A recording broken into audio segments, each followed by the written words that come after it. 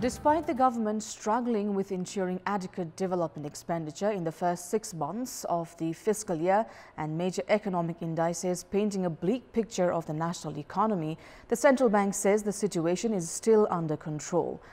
While the government is yet to pay attention towards lapses in budget expenditure, the central bank has been introducing measures to ease the liquidity crisis. Good morning, I'm Sarah Sapsanama and these are the headlines of the hour. Government able to spend only 6% towards development expenditure in the first 6 months of the current fiscal year. Central bank says situation under control despite indicators drawing a bleak picture. CPN Mao is centred to assess the party's political journey so far at its upcoming national conference. Party making preparations for the conference 11 months after the disintegration of NCP. Preliminary studies published in the UK and South Africa say the wave of Omicron appears to be milder. Early evidence suggests fewer people needing hospital treatment than with other variants.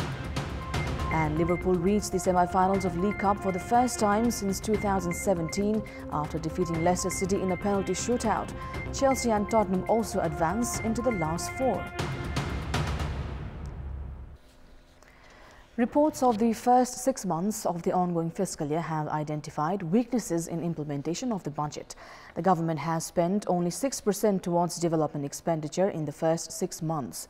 Programs introduced to gain popularity have been limited to documents. While exhibiting snail-pace progress in development works, this situation also reflects that the national economy is not on the right track. However, the Ministry of Finance and the ruling coalition appear indifferent towards such a tragic scenario. The Ministry of Fiscal Infrastructure and Transport, which was allocated 136 billion rupees towards the development budget, has barely spent 11.98 billion rupees in the first 6 months of the ongoing fiscal year. The Ministry of Water Supply, which was allocated 22.94 billion rupees, has spent only 1.89 billion rupees. These two ministries have only met 8% of the target in development projects. Likewise, the Ministry of Energy and Water Resources, which had received 37.93 billion rupees, has managed to spend only 3.44 billion rupees in capital expenditure, which figures around 9%. The Ministry of Agriculture had received 3.66 billion rupees in development budget, of which it has spent only 6%, amounting to 228 million rupees. Urban Development, Industries and Commerce, Forest, Land Management and Sports Ministries, among others, also share a similar plight. Despite no excuses of the coronavirus pandemic this year, the total development expenditure of the current fiscal year so far stands at a meager 6%.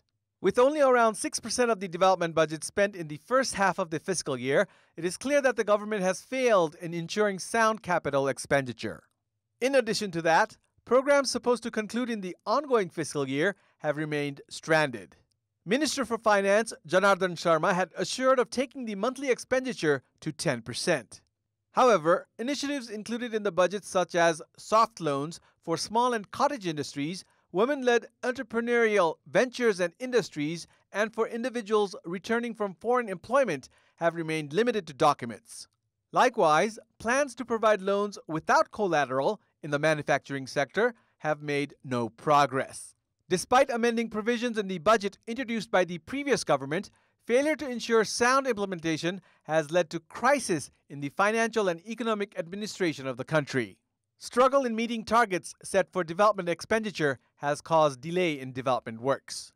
As the financial sector continues to bear the brunt of liquidity crisis, the Finance Minister and the Prime Minister remain uninterested towards addressing this issue of grave magnitude.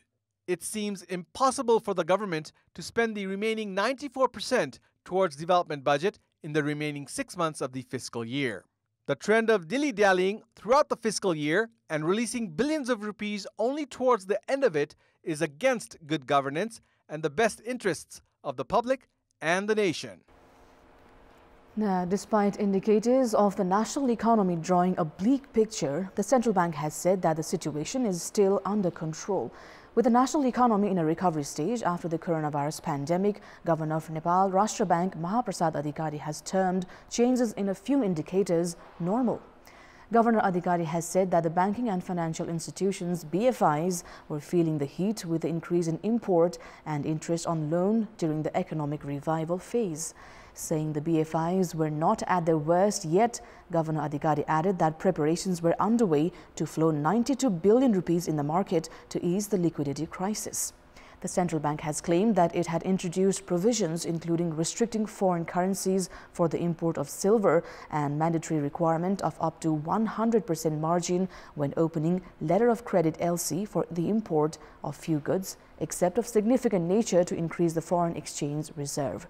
Likewise, Governor Adhikari added that the central bank had also introduced measures including the increase of interest rate by 1% for Nepalese employed abroad to increase remittance, ease in bringing foreign loan and control of illegal import of gold.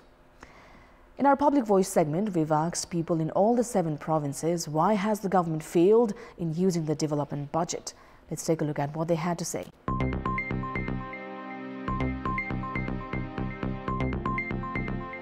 Budget छुट्या आफ्नो कुर्सी हेर्यो कुर्सीलाई सजिलो बनायो आफूले कुर्सी पाइसकेपछि जनतालाई मतलबै नगर्दिने कमिसनको पनि चलखेल देखिएको अन्तिम चरणमा चाहिँ गर्न खोजे जस्तो गर्ने एउटै सरकारको सत्ता नहुनु सरकारले काम नगर्ने ठेकेदारहरूलाई ठेक्का दिनुहुन्छ राजनीतिक अस्थिरता नै हो प्रभावकारी अनुगमन संयन्त्र नबनाउँदाखेरि कर्मचारी संयन्त्रले प्रशस्त मात्रामा साथ दिन नसकेर नेतृत्वको चाहिँ हैन अब चाहिँ असक्षमतै हो भन्ने मलाई लाग्छ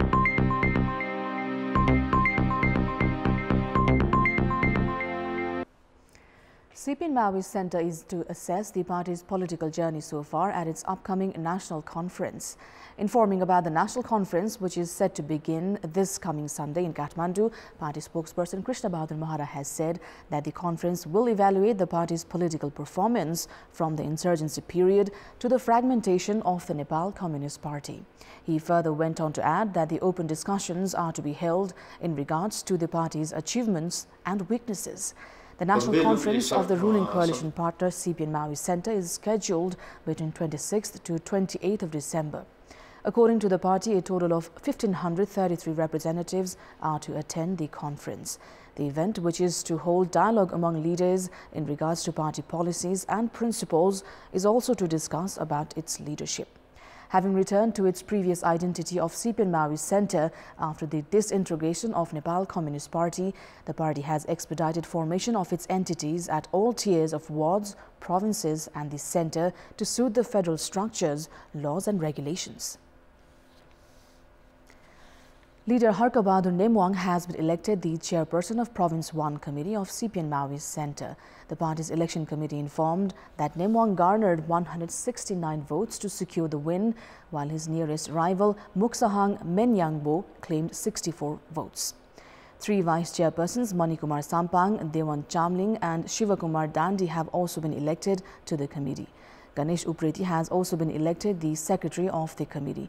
Likewise, Kumari Rai, Sagar Kirati and Rishi Ram Dhungana have been elected as joint secretaries, while Rewat Raj Puri has won the post of treasurer. It's time now for our segment Public Pulse, where you text us with your opinion.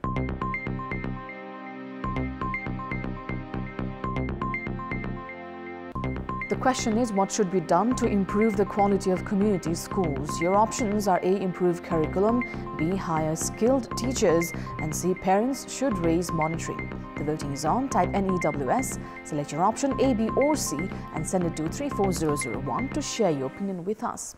Time now for the sports update.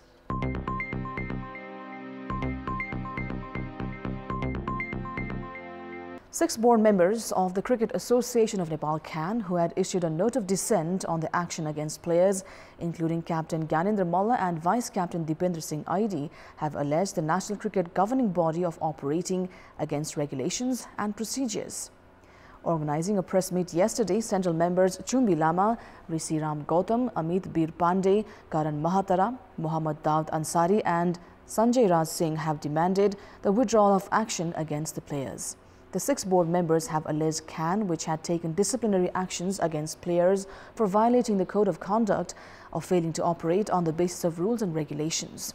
The apex cricket body has been alleged of assigning the responsibilities of organizing the Nepal Premier League 2020 tournament to private entity on the influence of interest groups and dubious grading of players, among other issues.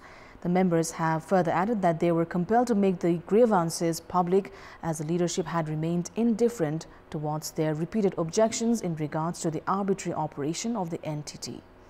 They further shared that their opinion was not considered while taking action against important players of the team just before international tournaments of significance. That's all for the moment. Thank you for watching. Bye for now.